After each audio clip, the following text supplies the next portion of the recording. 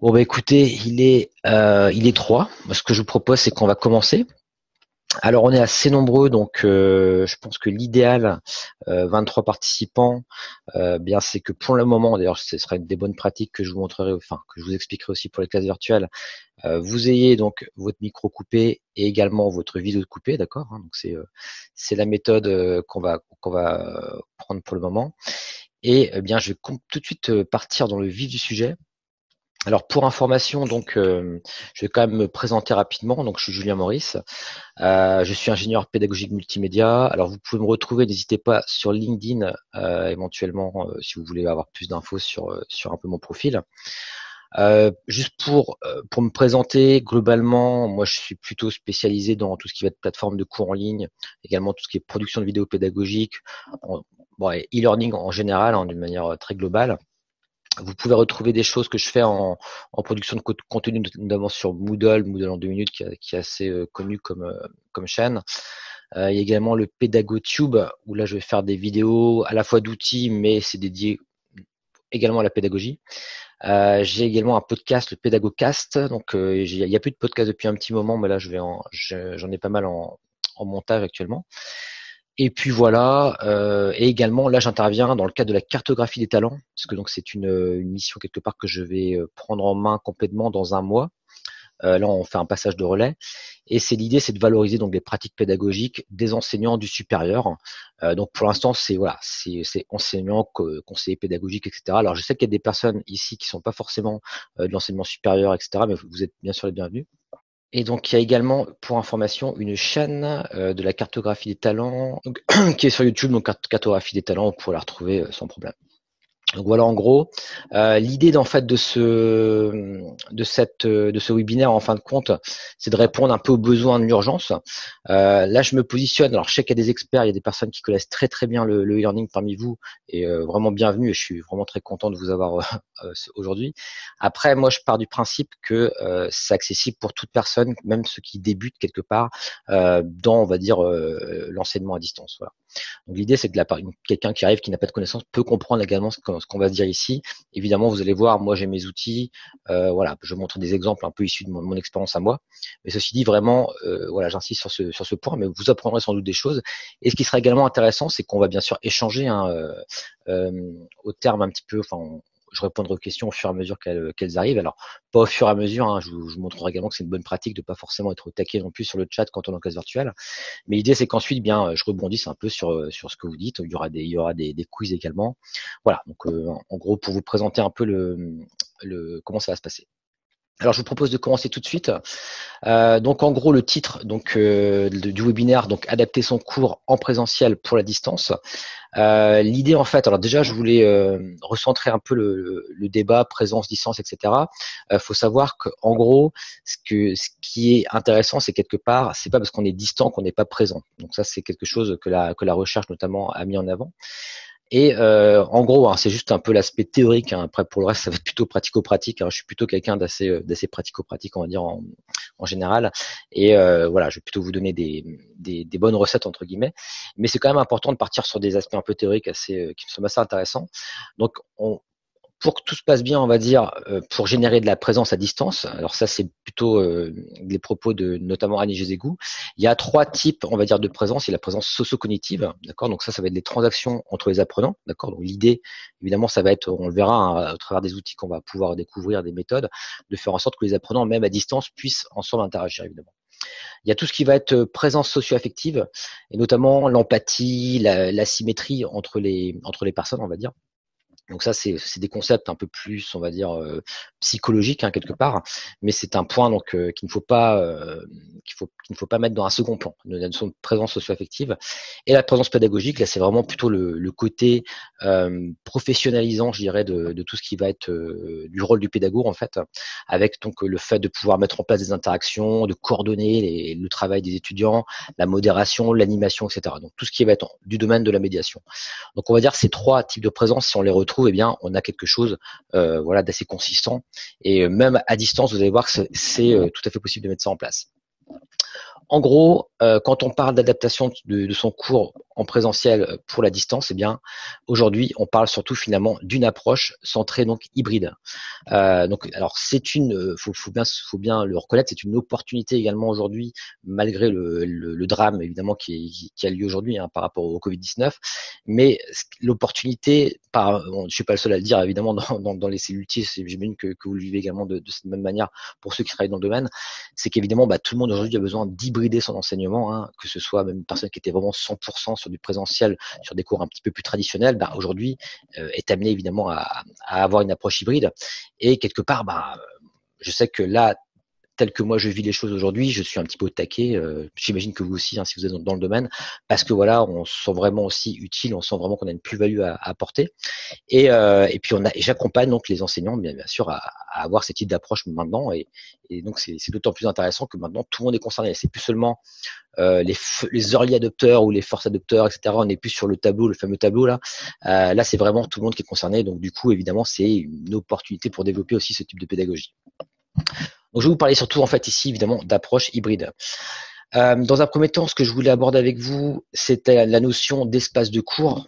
Donc, ça, c'est très pratico-pratique pour le coup. Ensuite, je voulais qu'on parle, en fait, de la manière dont la stratégie pour médiatiser vos supports de formation asynchrone. Parce que, en fait, dans la démarche hybride, ce qu'il faut savoir, donc l'hybride, c'est un mélange entre deux modalités pédagogiques. Souvent, on a tendance à dire présentiel, distanciel, mais aujourd'hui, on va plutôt parler de synchrone et d'asynchrone, clairement, d'accord ? Donc, on parlera également, vraiment, c'est quelque chose qui est transversal un petit peu à tout ce que je vais vous présenter. Donc, médiatiser vos supports de formation asynchrone. Ensuite, mettre en place une démarche asynchrone de communication, d'accord ? Mettre en place une démarche synchrone d'enseignement et d'apprentissage.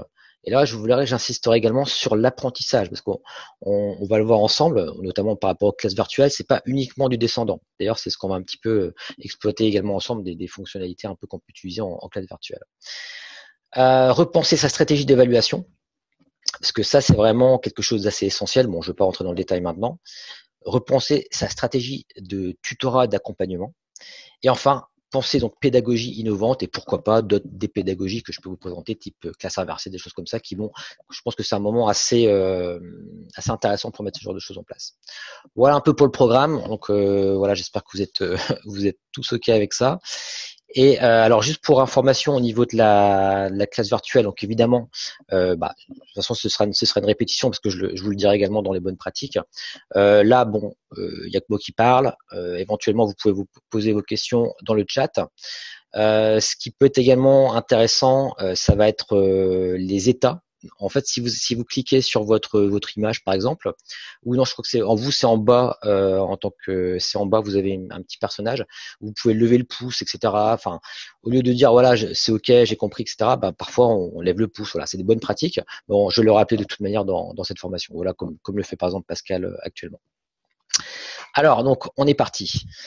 Alors, par rapport aux espaces de cours, l'idée, en fait, ce que je vous conseille vraiment, c'est de choisir vraiment un espace, un outil qui va vous permettre de centraliser un petit peu tout ce qui va partir, on va dire, que ce soit des liens vers des... je vais le faire dans l'ordre, ce sera plus simple, de manière à communiquer donc avec fluidité. Donc, il y a un seul endroit d'où les messages partent, c'est vraiment mon conseil. Centraliser donc toutes les ressources ici d'apprentissage et les activités d'apprentissage, d'accord. Mettre à disposition un syllabus, d'accord. Alors j'ai également, vous allez le voir, là, je vous fais un peu une petite liste à Prévert, après je vous montrerai un exemple. Enregistrer si possible une petite vidéo de présentation du cours, ça c'est quelque chose d'assez intéressant, donc ça permet également d'ajouter de la présence quelque part à votre cours, surtout dans le contexte actuel. Mettre à disposition un barème, alors ça c'est plus quelque chose d'optionnel, enfin c'est comme le syllabus également, mettre à disposition le syllabus, c'est vraiment des choses qui sont essentielles, surtout quand on est à distance comme ça. Découper son cours et mettre au fur et à mesure les ressources à disposition, d'accord, on va pas donner tout un bloc comme ça d'informations, on va plutôt donc scénariser tout cela au fur et à mesure. Mettre en ligne donc vos ressources et activités. Évaluer vos étudiants évidemment et surtout également évaluer votre propre enseignement. Donc voilà en gros pour moi les choses essentielles à mettre en place et pourquoi il faut un seul et même espace de cours. Alors je vais vous montrer par exemple un exemple tout bête et méchant on va dire, un cours là que je donne notamment à Rennes 2 sur l'identité numérique. Alors vous voyez, premier constat à la limite, et en fait je le dis volontairement, c'est assez moche en fait. Voilà. Mais ceci dit, je pense que dans la situation où on est actuellement, pour beaucoup d'enseignants, à la limite, j'aurais tendance à vous dire, ne vous prenez pas trop la tête au niveau du design, au niveau de la présentation. Vous voyez ici, j'ai simplement mis ma photo éventuellement. Là, en général, je mets des vidéos. Là, celle-là, je l'avais enlevé parce que j'avais donné ce cours-là en présentiel. Mais globalement, vous voyez, je me suis pas embêté avec le design. En général, souvent, les gens vont se focaliser sur la forme. Hein, c'est beaucoup un biais. Et moi, je pense que c'est très bien quand on peut, quand on a le temps, etc. Il n'y a pas de souci.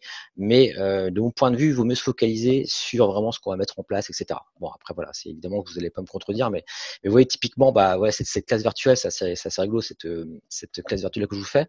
J'ai failli tomber dans un biais ce matin en commençant à faire un diaporama, faire quelque chose de joli, etc. Vous voyez ce que je veux dire? Et je me suis très vite dit, mais Julien, tu vas perdre de l'énergie, tu vas être beaucoup moins focus sur ce que tu veux dire, tu vas beaucoup moins envoyer de ta vraie valeur ajoutée.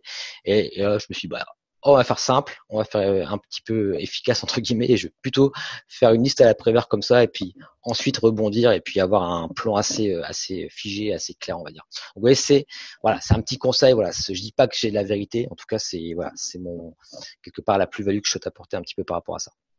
Donc voilà, donc c'est un espace, vous voyez, avec donc une section, une première section. Ensuite, bah, c'est ce que je vous expliquais. Vous allez, moi ici j'ai un forum de cours, je sais pas ce que vous utilisez. Ici on est dans Moodle, je sais pas ce que vous utilisez. On fera un petit sondage après. Là il y a un forum de cours qui permet donc d'envoyer des informations, voilà, de base aux étudiants, c'est la base. Ensuite on va mettre en place des liens. Moi j'ai un syllabus qui est ici à disposition. Voilà, donc moi c'est simplement ici un Google Doc finalement que je mets à jour tous les ans à chaque fois que je redonne ce cours, donc ça me permet d'avoir quelque chose qui est assez évolutif dans le temps. Je vais avoir un barème de cours. Après, ensuite, j'ai mes différentes séances. Alors, vous voyez, ici, ce qui était intéressant, c'est qu'il y avait des séances en présentiel, donc à distance ici, et ensuite en classe virtuelle ici, vous voyez, et après des classes virtuelles. Donc là, je vais avoir mes différentes séquences avec dedans mes ressources classiques PDF. Vous embêtez pas. Enfin, voilà, en tout cas, ça peut être des types de ressources tout à fait pertinentes.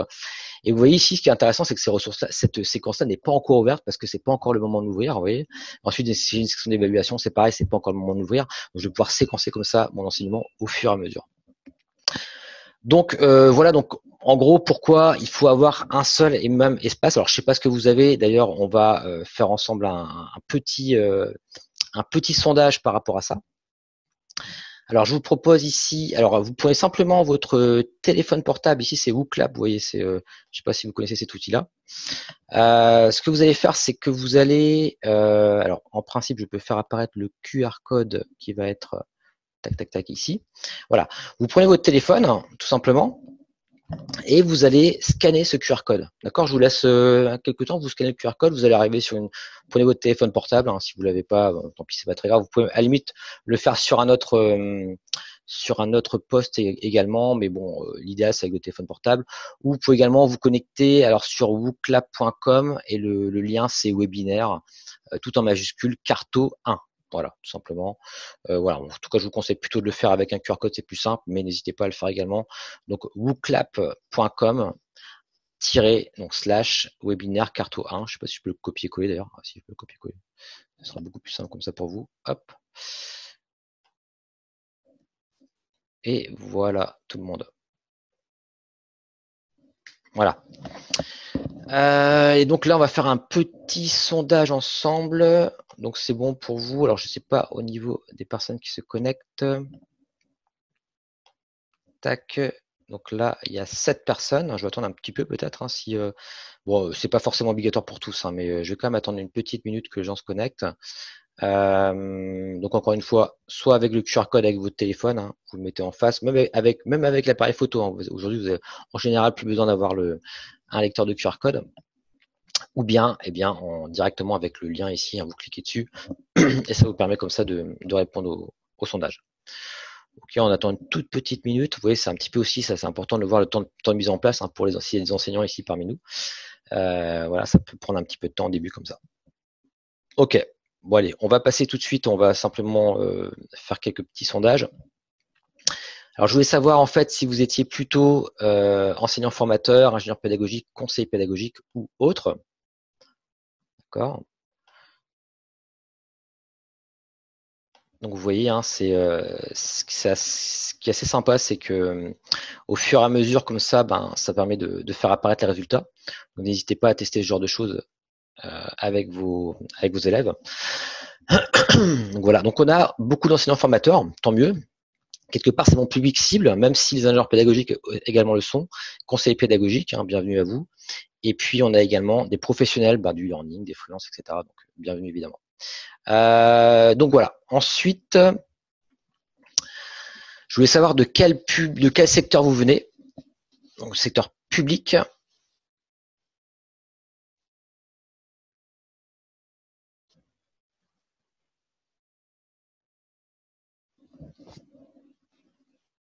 Ok. Voilà, donc vous êtes une majorité pour l'instant. Alors ça, ceci dit, il y a quand même pas mal de personnes qui viennent du privé, hein. Donc voilà, donc ça me permet d'avoir un petit visuel un petit peu sur la population. Peut-être que d'ailleurs les personnes qui viennent du privé m'ont plutôt rencontré, enfin eu cette info par rapport à mon LinkedIn, etc. Et le public sur la cartographie des talents, c'est assez intéressant de le voir.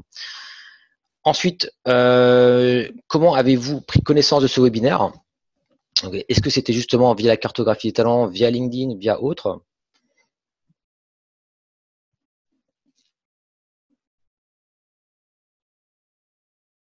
Autre, j'imagine, c'est des gens qui vous ont informé de la chose, etc.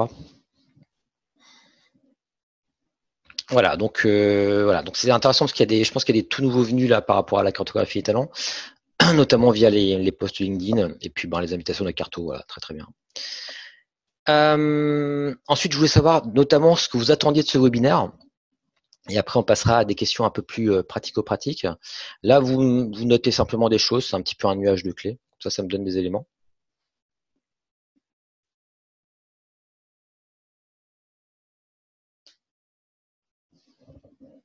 Alors, je vais le présenter sous forme de nuage de mots. Partage, découverte, outils, pratiques, échange. Parfait. Des choses nouvelles, effectivement. Structure à un cours, des idées. Ok.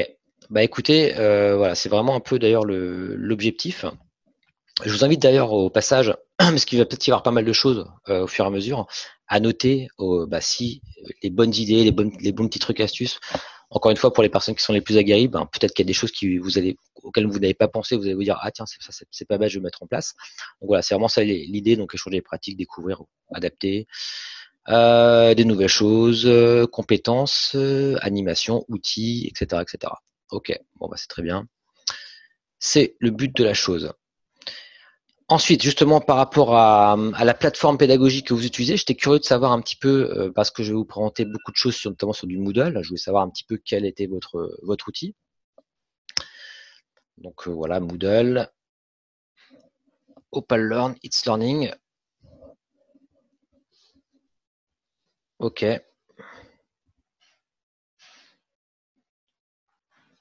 Ça marche. Ok, super.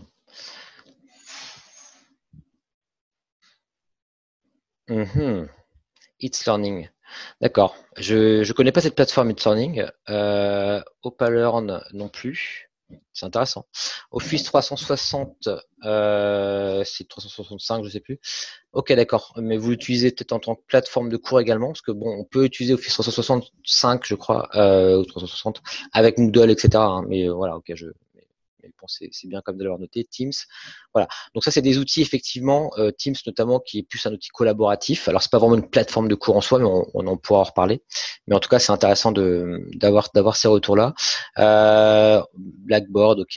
Donc il y a beaucoup de Moodle. Donc, alors ne soyez pas frustrés un petit peu pour les autres personnes, hein. J'imagine que c'est à peu près le même principe par rapport aux plateformes.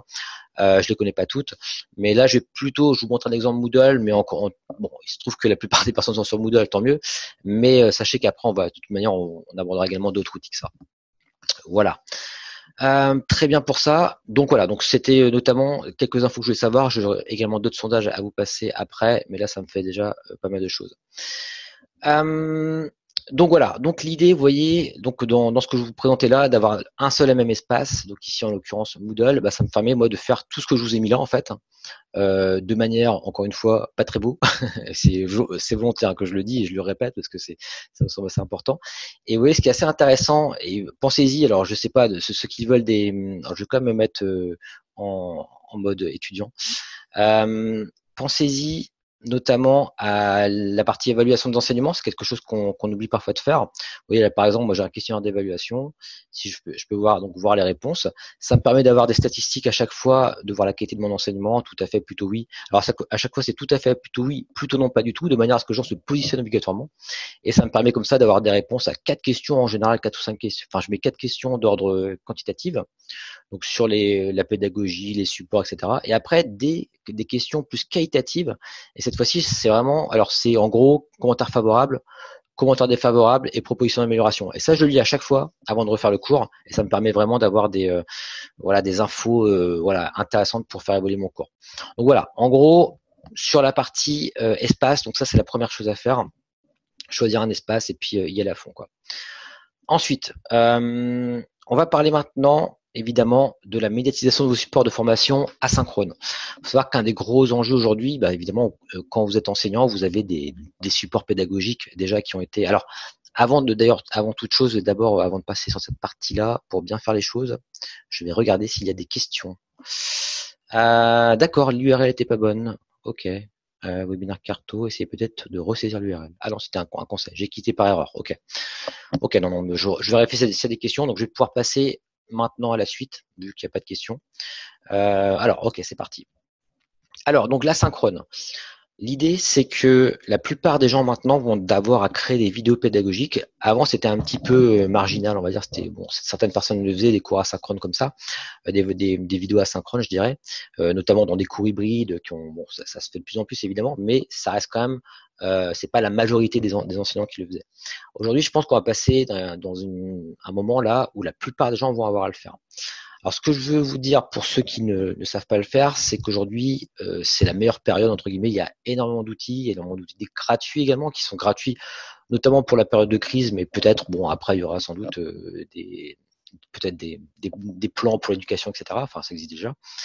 Donc, ce que je peux vous conseiller, moi, alors encore une fois, moi, je vais vous faire mes retours à moi personnels.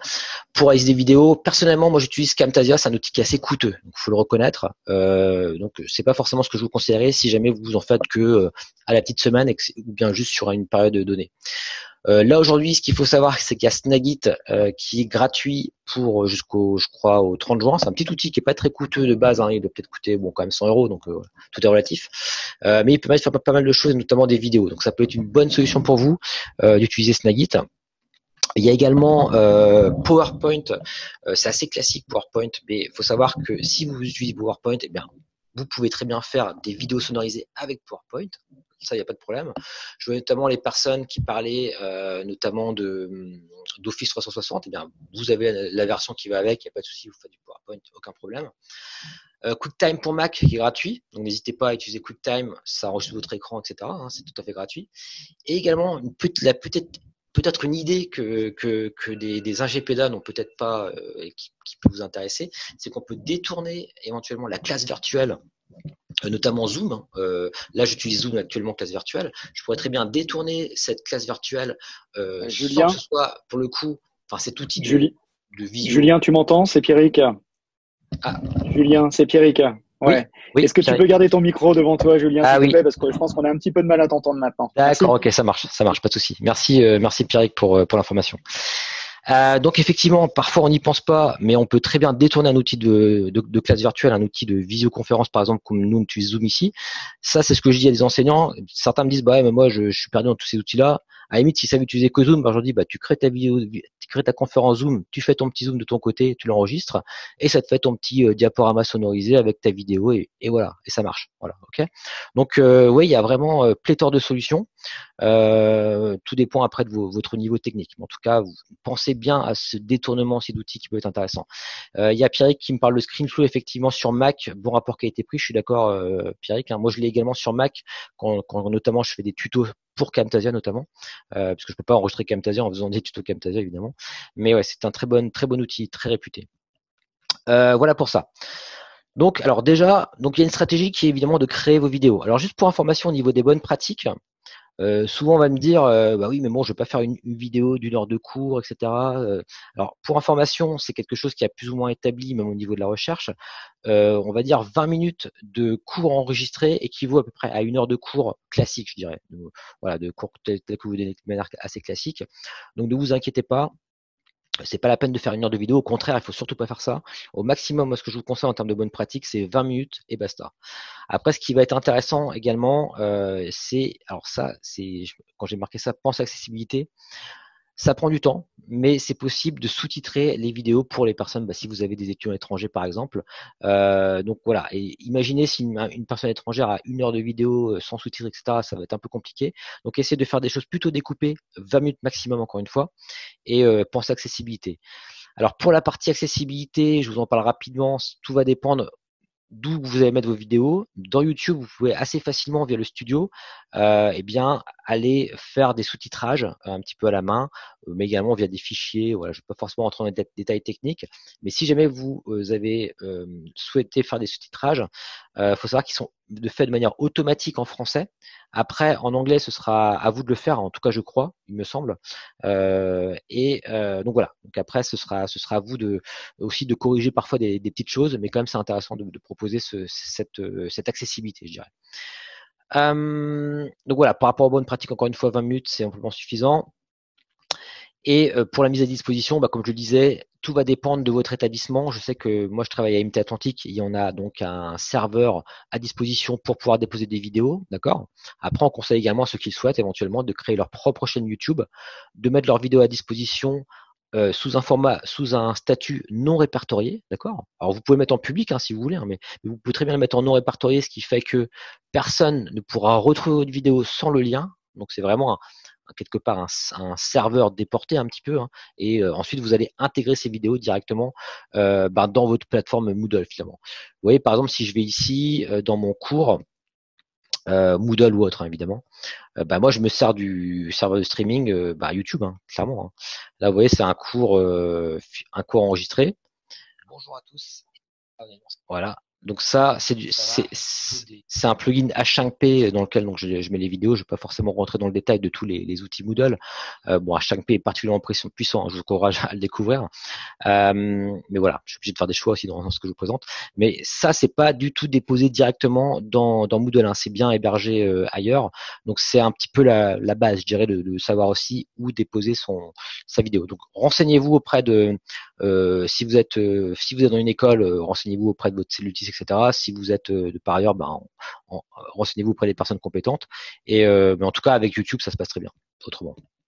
Après, il y a également évidemment des gens qui ont des Vimeo, des choses comme ça, qui sont également très bien. Ça permet de paramétrer plus la notion de privacy, etc. Donc ça peut être intéressant également d'utiliser ce genre de service. Après, il y a pléthore aujourd'hui de services, même des services plus localisés également en France, etc. Alors, ensuite, donc pense accessibilité, ok. Utiliser ensuite des supports asynchrones. Alors ça, c'est également quelque chose, c'est pas dans la culture des enseignants, on va dire, d'utiliser ce que font les autres pour leurs propres cours. Mais là, aujourd'hui, c'est vrai qu'on commence à avoir pléthore de MOOC notamment, et notamment des MOOC qui sont ouverts. Je sais pas si vous avez eu cette information-là au niveau de Fun, par exemple, mais la plupart aujourd'hui, c'est un petit peu la fête, à ce temps-ci. Je vous parlais, alors je vous ai pas présenté ça, mais je donne également des vidéos. Alors ça va être ici, si je clique là, voilà. Je propose également des vidéos sur LinkedIn Learning, des formations complètes, notamment sur Moodle, gamifier un cours avec Moodle, Moodle pour administrateurs, Moodle pour enseignants, etc. Il y a des formations également sur Camtasia. Tout ça, pour le coup, vous pouvez y accéder aujourd'hui gratuitement parce que c'est un petit peu la fête, comme je dis, par rapport à tous ces services-là, puisque là ils sont tous gratuits aujourd'hui. Donc pensez MOOC, éventuellement Fun. Tout est ouvert. Si jamais vous voyez sur France Université Numérique des cours qui sont fermés, vous pouvez faire la demande pour, s'ils sont archivés, vous pouvez faire la demande pour qu'ils s'ouvrent. Donc là, il y a pléthore de choses. Donc ça peut être intéressant également de se servir de ce qui est déjà fait. C'est souvent quelque chose de qualité. Donc voilà. Après, il y a YouTube classique, hein, on va trouver beaucoup de contenu là-dessus. Hein. Et voilà, moi je vous mets de LinkedIn Learning, il y en a des tas d'autres. Mais voilà, encore une fois, il y a pléthore de choses. Donc pensez donc encore une fois, soit une stratégie qui va être de réaliser vos propres vidéos, vos propres supports, parce que j'en ai quand même sur un mode plutôt vidéo. Ça peut être audio aussi, hein, mais voilà. Ou soit sur une stratégie qui va être plutôt de réutiliser quelque chose qui a déjà été créé par ailleurs et vraiment de l'exploiter dans son cours parce que c'est adapté à ses élèves, etc. Rien ne vous empêche, encore une fois, toujours, et je reviens un petit peu à ma partie d'avant, d'avoir votre espace où tout est centralisé. C'est de là que tout part, c'est de là que partent tous les liens, éventuellement les questions qu'on va vous poser. Mais d'autre part, vous leur dites d'aller voir des choses ailleurs. Ça peut se faire aussi comme ça. Hein. Donc voilà. Tout dépend comment vous voulez l'intégrer. Voilà pour cette partie. Est-ce que vous avez des questions pour la partie médiatiser vos supports de formation? Alors si c'est pas le cas, je vous indique quand même des ressources. Alors déjà, je vous rappelle les ressources Moodle que j'ai ici, Moodle en 2 minutes. Donc n'hésitez pas. Tout ce que voilà, en gros là, il y a 40, 50 tutoriels pour enseignants, 50 pour admin. Donc il y a de quoi faire. Et également ici pour ceux qui souhaiteraient savoir comment faire des vidéos pédagogiques. Donc j'ai créé dans le PédagoTube cette fois-ci. Il y a une vidéo pour Snagit. Il y a une vidéo également sur Camtasia où j'explique comment ça marche de A à Z. Et encore une fois, toutes les formations que je vous ai montrées sur LinkedIn Learning qui sont accessibles. Donc sur l'aspect pratico-pratique, je sais que ça demande un petit peu de temps au début, évidemment. Hein. Mais en tout cas, voilà, je vous donne en tout cas ces ressources-là. Donc il y aura de quoi faire. Ok, donc j'imagine qu'on peut continuer. Je vois qu'il n'y a pas de questions. Et bien sûr, toujours citer ses sources, évidemment. évidemment. Donc les droits d'auteur, hein. Bon après c'est vrai que c'est soit un petit peu le parent pauvre malheureusement, mais effectivement Benoît tu fais bien de le dire. Ensuite, donc médiatiser donc les supports, cette fois-ci donc asynchrone, on a terminé. Mettre en place une démarche asynchrone de communication. Là on n'est pas encore sur le synchrone, d'accord, on est toujours sur la synchrone. Stratégie de communication. Alors en fait, ça va être à vous de voir comment vous voulez faire les choses. Soit vous décidez de mettre par exemple des forums, des chats, des outils que vous utilisez de manière assez traditionnelle. Mais quelque part, moi je vous explique un peu souvent ma manière de faire, c'est que je vais mettre souvent un forum des nouvelles où c'est très descendant. C'est vrai, c'est des informations que moi j'envoie à mes étudiants, d'accord. Ils peuvent pas y répondre, c'est comme ça, ils reçoivent l'info. Et il y a souvent un forum ensuite questions-réponses où là c'est un petit peu voilà, chacun qui pose ses questions, qui répond, voilà, c'est un petit peu voilà, on discute quoi. Je le fais pourquoi? Parce que souvent, parfois, les gens ne veulent pas forcément être inscrits à tous les messages. Donc, ils ont le choix de se désinscrire sur le message questions-réponses. Par contre, sur le forum des annonces, il n'y a pas beaucoup de messages. Hein, c'est simplement moi qui envoie 2-3 trucs. Bon, là, dans ce cas-là, ils sont automatiquement inscrits obligatoirement. Donc voilà, donc ça c'est des stratégies éventuellement que chacun peut décider à son niveau, mais bon c'est vrai qu'il faut faire des choix de ce point de vue-là, et surtout ne perdez pas, je vous conseille pas de créer 10 000 forums par rapport à chaque thématique, etc.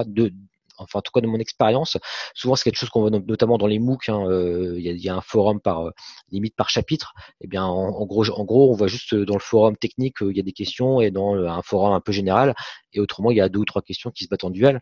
Donc c'est pas forcément, je trouve très pertinent d'avoir trop d'endroits comme ça où mettre les messages. Donc encore une fois, toujours cette logique un peu minimaliste d'avoir un voire 2 forums. Si vous avez des espaces de cours, si vous avez d'autres outils, bon voilà, vous utilisez par exemple, il y avait Teams par exemple, voilà, c'est très bien pour communiquer. Bon, c'est encore d'autres stratégies. On va créer des chaînes par exemple, des choses comme ça. Sur Slack aussi, des choses comme ça. Mais voilà. Ensuite, ce qui peut être intéressant, c'est de mettre en place une FAQ dans ce contexte un petit peu de distanciel. Parce que souvent, ce qu'on va remarquer, c'est que c'est toujours les mêmes questions qui reviennent. Moi, j'ai tendance parfois, quand je reçois des questions, alors surtout quand je reçois des questions par mail, alors je réponds pas toujours déjà.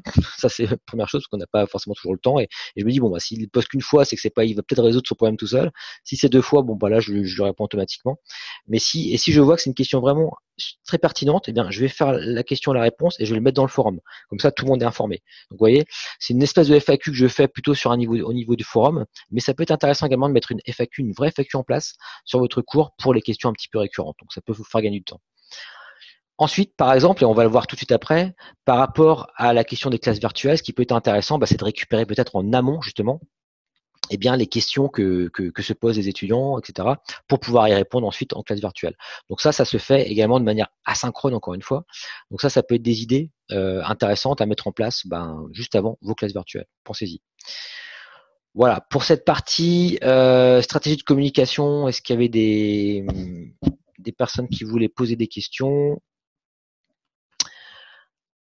N'hésitez pas et notez sur les supports. Ok.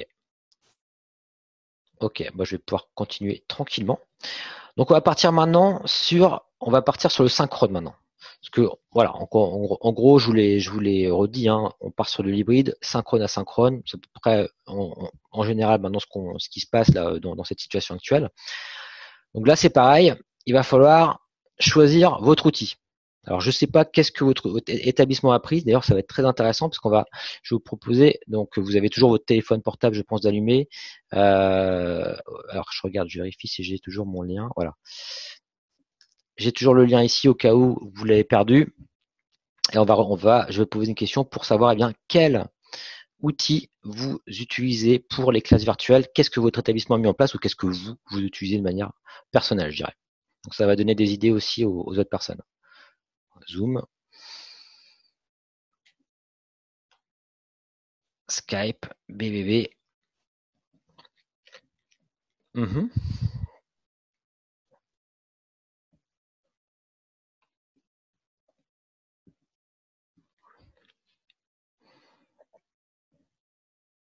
Ok, il y a pas mal d'outils déjà.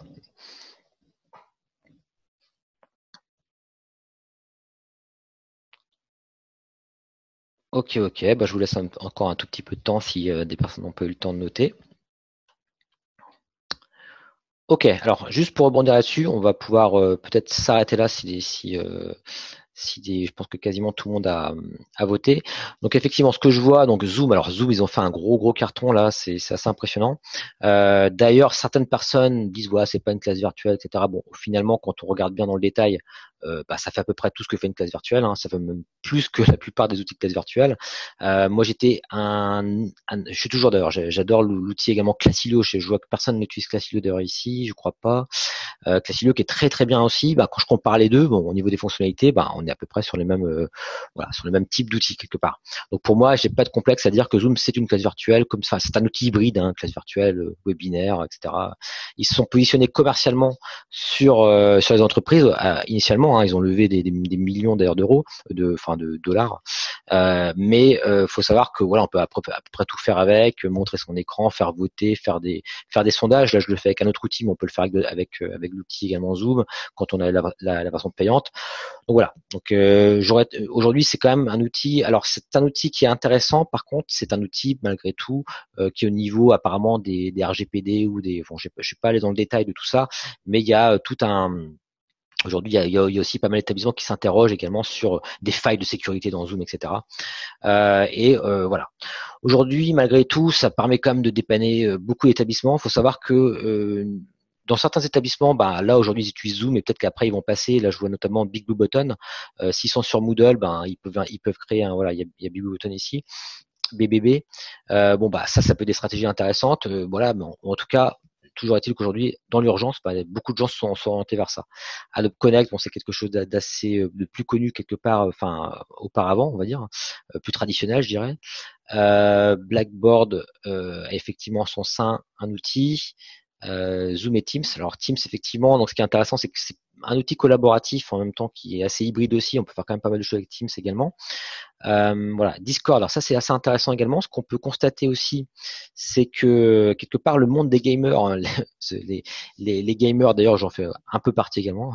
Enfin, je suis pas vraiment à fond dedans, mais j'aime bien.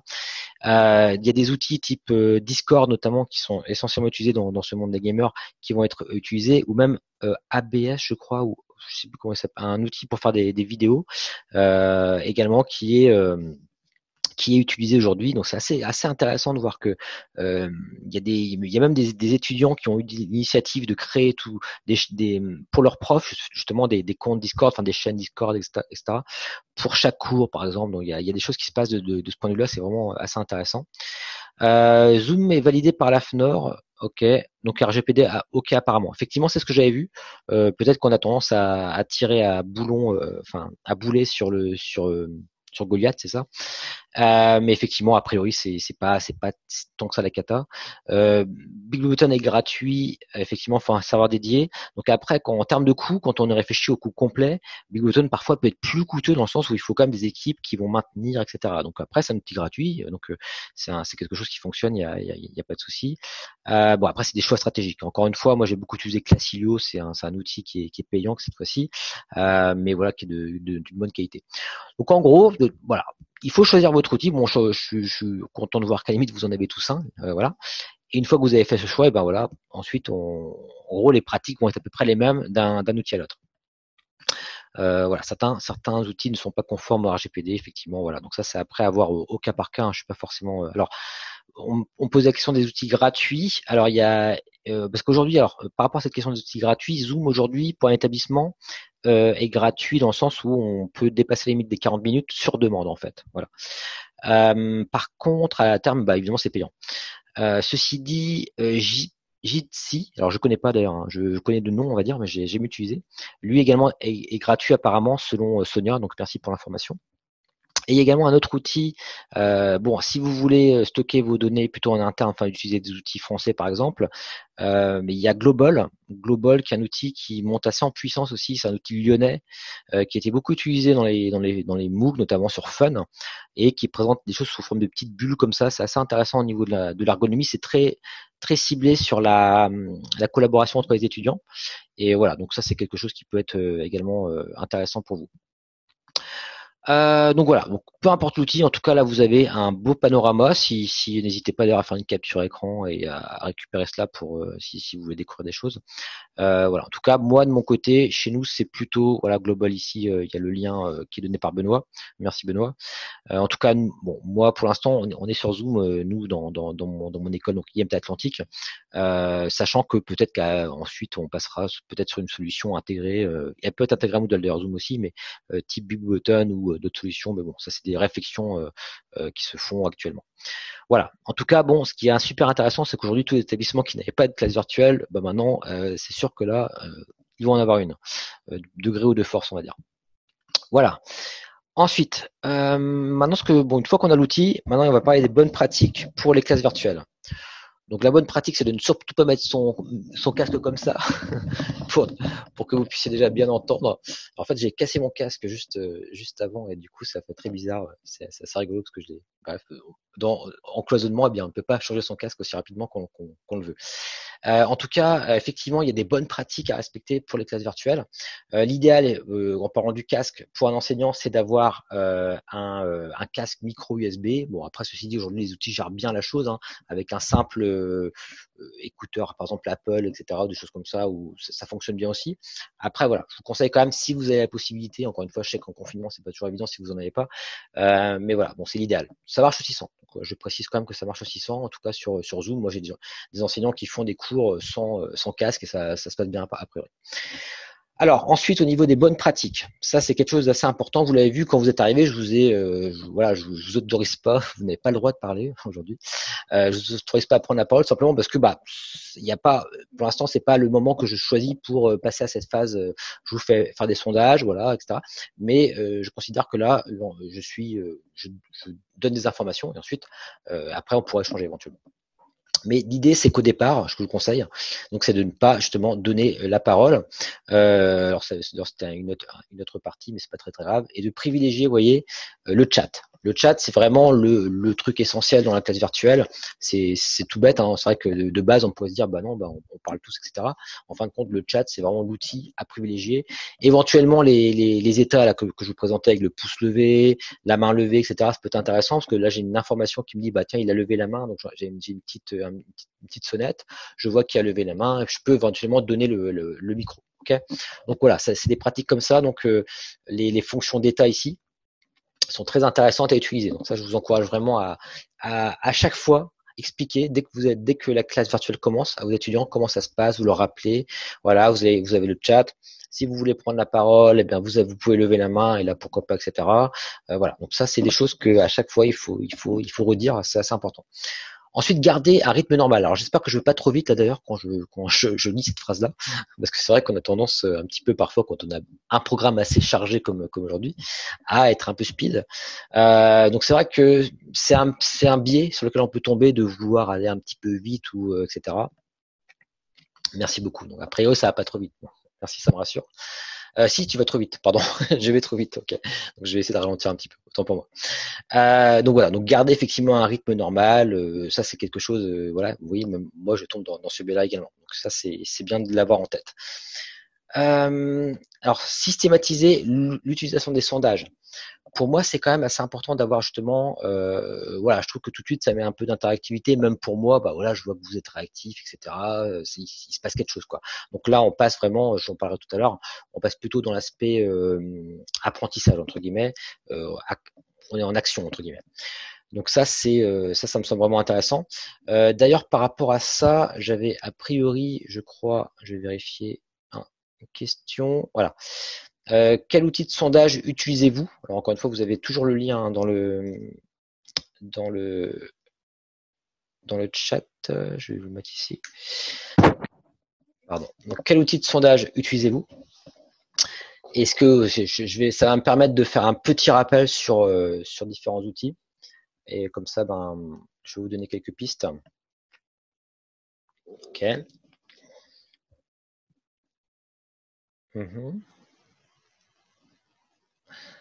Alors peut-être qu'il y aura moins de réponses, peut-être qu'il y a des personnes qui ne connaissent pas d'outils de sondage. Alors quand j'entends sondage, mais je peux vous le dire maintenant, c'est plutôt sondage en le sens sondage vote en fait. Okay, c'est-à-dire on a son téléphone portable, on peut proposer aux étudiants de voter avec leur téléphone portable. De manière avant, il y a une dizaine d'années, c'était les boîtiers de vote. Les boîtiers de vote qui sont toujours utilisés d'ailleurs un petit peu, hein. Mais maintenant on passe quand même assez massivement sur les téléphones, même si les boîtiers de vote ont encore leur pertinence durant des cours en présentiel pour de l'évaluation, des choses comme ça. Mais là aujourd'hui il y a un certain nombre d'outils qui sont assez intéressants pour faire justement du vote comme ça. Alors, juste là, ce qu'on va retrouver, donc Booklab, donc là, moi, c'est ce que j'utilise aujourd'hui. On a une licence, donc c'est vrai que ça nous permet d'avoir vraiment quelque chose d'assez limité, etc. Ceci dit, juste pour information, moi, je me suis formé hier à Booklab, on a eu un webinaire, et voilà, j'applique tout de suite d'ailleurs les choses. Mais à la base, moi, j'utilisais beaucoup plus Kahoot, en fait. Ça, c'est un outil que j'affectionne et que j'ai beaucoup utilisé quand je donne des cours, notamment en présentiel, etc. Après, effectivement, il y a Klaxoon. Alors Klaxoon qui est plutôt un outil, je dirais, dans le haut du panier et très très coûteux également. Donc ça, je pense que c'est le meilleur. Il n'y a pas, comment dire, il y a pas à chipoter entre guillemets. C'est le meilleur outil. Mais en fait, Klaxoon, c'est même plus qu'un outil de vote. Enfin, c'est des outils de collaboration. Je crois que c'est maintenant une licorne d'ailleurs, il me semble. Je suis pas certain, mais il me semble que c'est devenu une entreprise très reconnue et très connue. Donc après voilà, ceux qui ont la chance, et évidemment voilà, Patrick confirme, ceux qui ont la chance évidemment de l'avoir, c'est vrai que a priori c'est excellent quoi comme outil. Après Booklab, moi j'en suis satisfait pour ce que j'en connais là pour l'instant. Encore une fois, je vous conseille Kahoot pour ceux qui veulent quelque chose d'assez simple à utiliser. Google Form, donc ce serait plus, on peut le faire éventuellement, je ne sais pas s'il y a des fonctions pour être en mode synchrone, mais en tout cas c'est plutôt là un outil de sondage de mon point de vue, plutôt en asynchrone. Skype, je ne savais pas qu'il y avait un outil de vote dans Skype. VoxVote. Il y en a un qui est assez intéressant également, je vais vous le mettre dans le chat, qui s'appelle Mentimeter. Et il est assez sympa aussi au niveau de l'ergonomie. On voit les choses qui évoluent au fur et à mesure de son vote, etc. Et je crois qu'on peut mettre quelques questions gratuites, etc. Enfin, il y a toujours une partie gratuite dans ces outils-là. En tout cas, bon là, pareil, hein, je vous encourage à peut-être à faire une petite capture là pour vous là, si vous avez besoin d'inspiration sur les outils. En tout cas, là, vous êtes quoi faire. Booklab a des choses gratuites, donc vous pouvez l'utiliser hein, si vous faites pas d'utilisation trop exotique, avec un compte gratuit, c'est très bien aussi déjà. Hein. Donc voilà. Donc moi, je pense qu'aujourd'hui, on est dans une époque, je vais dire. Je pense que c'est un moment où il faut quelque part systématiser ça. C'est important. Voilà. Encore une fois, c'est vraiment simple à faire. Alors, je pourrais vous en faire une d'ailleurs en live si vous voulez. Et puis voilà, ça marche bien. Ça permet vraiment d'avoir des infos importantes. Là, c'est quand même important que j'ai fait mon petit sondage avec vous, que je parle pas dans le vide quelque part. Hein. Je vous sens finalement un présent malgré tout. Et ça, c'est voilà, c'est une fois qu'on commence à le faire de toute manière, après ça nous paraît assez logique. Voilà. Ensuite, une bonne pratique également que je voulais vous donner ici, c'était ne pas répondre en temps réel au chat. Alors là, ceci dit, moi je regarde au fur et à mesure parce qu'il n'y a pas beaucoup de questions. Hein. Voilà, nous sommes toujours 29. Voilà, donc comme ça, personne n'est parti, c'est bien, tant mieux. Du coup, si vous avez, d'ailleurs, voilà, il n'y a pas de souci parce que c'est vrai que je sais que parfois on est pris dans plein de réunions, moi le premier.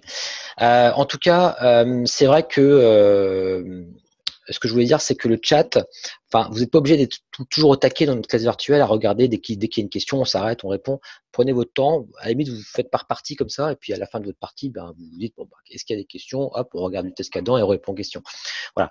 Parce que parfois, je vois des enseignants qui, c'est un peu la panique, quoi, ça clignote en plus, donc on a tendance à vouloir répondre tout de suite.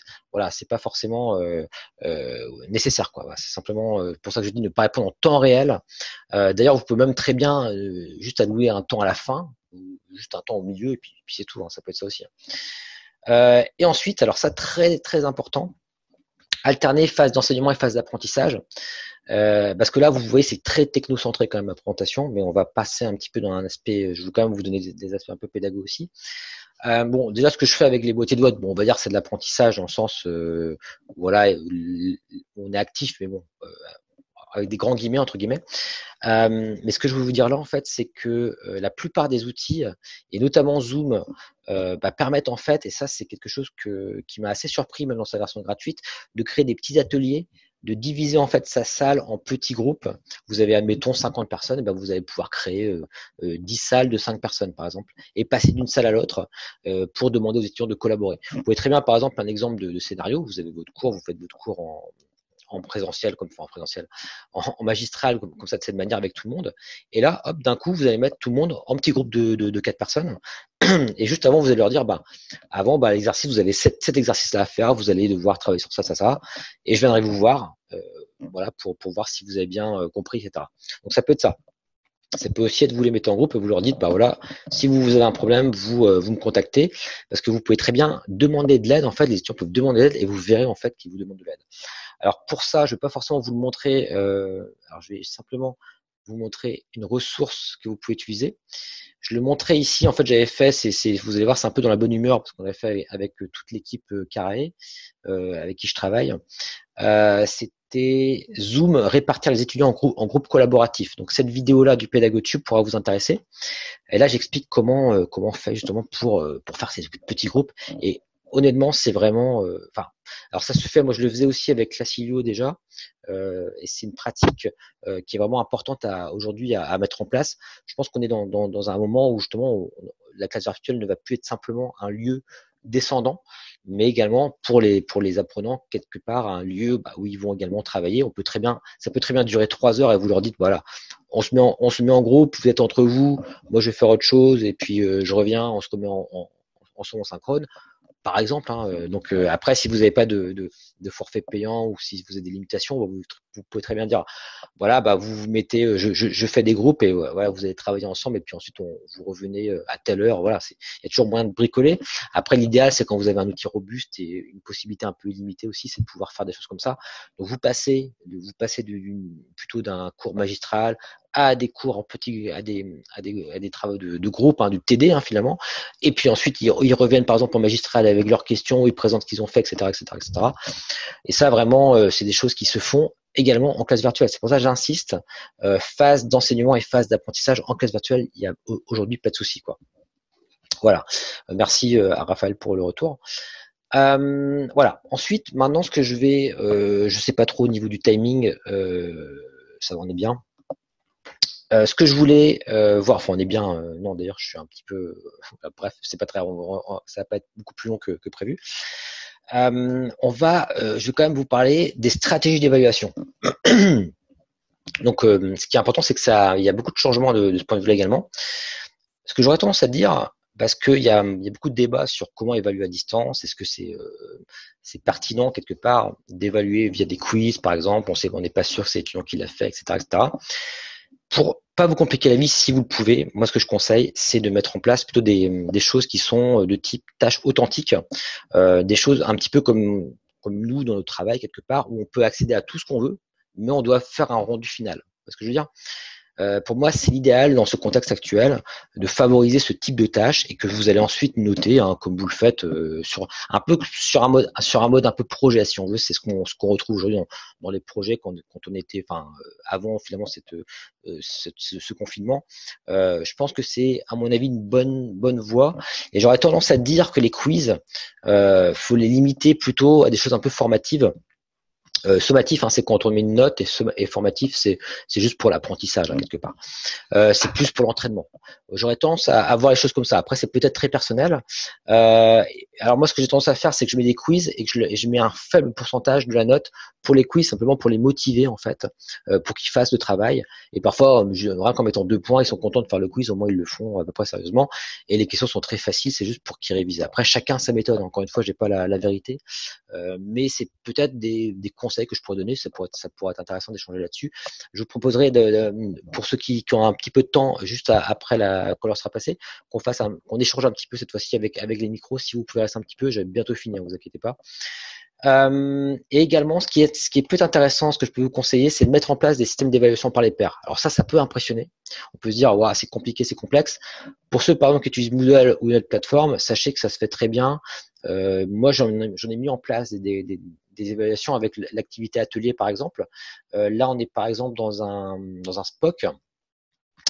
Et si je vous montre très rapidement, pour vous montrer un exemple concret, hop. Tac.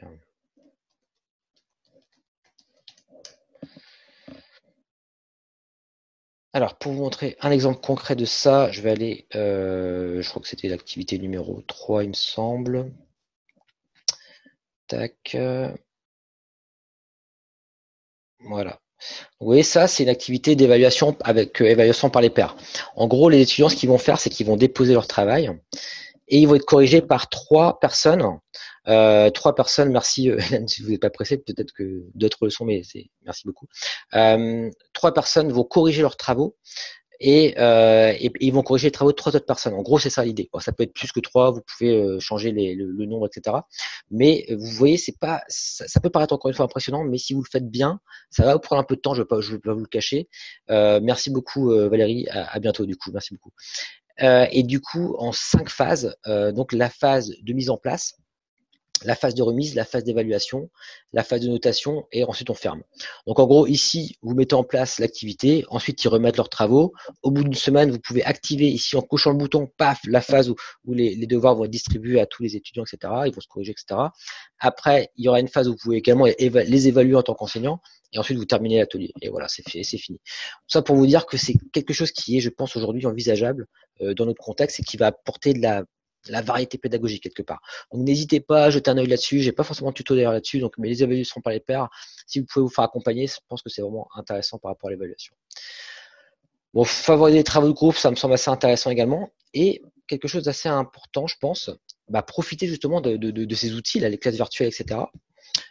Pour, eh bien, si vous souhaitez faire des oraux, vous pouvez très bien, pour ceux qui se disent, bah oui, mais on ne sait pas si c'est eux qui l'ont fait, etc.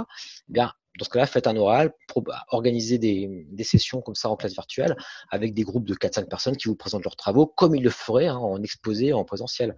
Donc, faut vraiment y penser à ça. Et d'ailleurs, ce que vous pouvez également faire, si jamais ça peut être complexe au niveau du timing, etc., c'est leur demander aux étudiants de créer des vidéos également. Ils peuvent également enregistrer leurs vidéos sur Zoom avec leur compte, pourquoi pas, ou sur d'autres outils, ou sur Camtasia, ou sur ce qu'ils veulent.